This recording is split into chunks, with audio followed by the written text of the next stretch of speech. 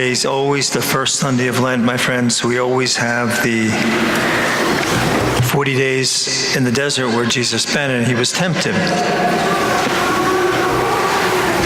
And I ran across a few interesting quotes on temptations. It said, one of them said, most people who fly from temptation leave a forwarding address. You know, it's funny, but it's so true. You know, we flee from temptation, kinda. Opportunity only knocks once, but temptation leans on the doorbell. Laura McCall and Humphrey Bogart were doing a movie together, and Humphrey Bogart at that time was struggling in his marriage. Laura McCall, I'm not sure. I don't think she was married at that point.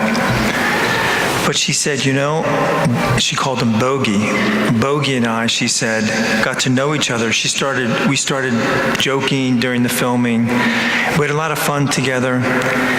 She said our relationship strengthened on screen, and all of a sudden we were involved without even knowing it. And that's how temptation works. Very small, very subtle. And all of a sudden there's a relationship. Didn't mean to start out that way, but it was there. This happens in every little thing. You know, you open a bag of chips, I'll just have a few. Yeah. I know better, my friends. I just don't open the bag or buy them at all, right? But we need to look at temptation like that. There's no way I can open a bag of chips and have a few. Who am I kidding? You know, that's my thing, but everybody has their little thing. I'll just have one Girl Scout cookie. Well, it doesn't work, does it, my friends? But, you know, even in our minds, even when we let things wander, you know, it makes us feel good when we're struggling with somebody. We get all that anger in our brains. And then we let that anger build and build and build and build. And all of a sudden we have this wild animal inside us. And we can't get out of it. We can't get it out. It's good for us to reflect on temptation, my friends, especially during Lent. You know, we started that Forum program, and always in the beginning at Forum, they have a little commentary or little sermons, 4 to 6 minutes long. They're wonderful, but it's the very top thing if you go to Forum.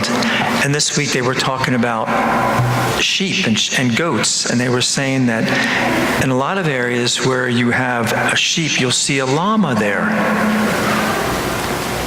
I've never seen that. I've seen a more picture with the Ireland picture where they have the dogs, but they have a llama that actually protects the sheep. But they said, you know, the sheep know the llama will protect them. And they look to the llama for protection. And you know, during temptation, my friends, it's the same thing. We constantly look at that temptation. The sheep are looking at the llama during times of threat. We look at our temptation. And then we give in. We need to follow the sheep and the llama. The sheep look at the llama, see? And we need to look at someone who can help us overcome those temptations as well. And so this week, as we begin our first full week of Lent, my friends, may we imitate Jesus in the desert and know who to turn to when we face those temptations. God bless you.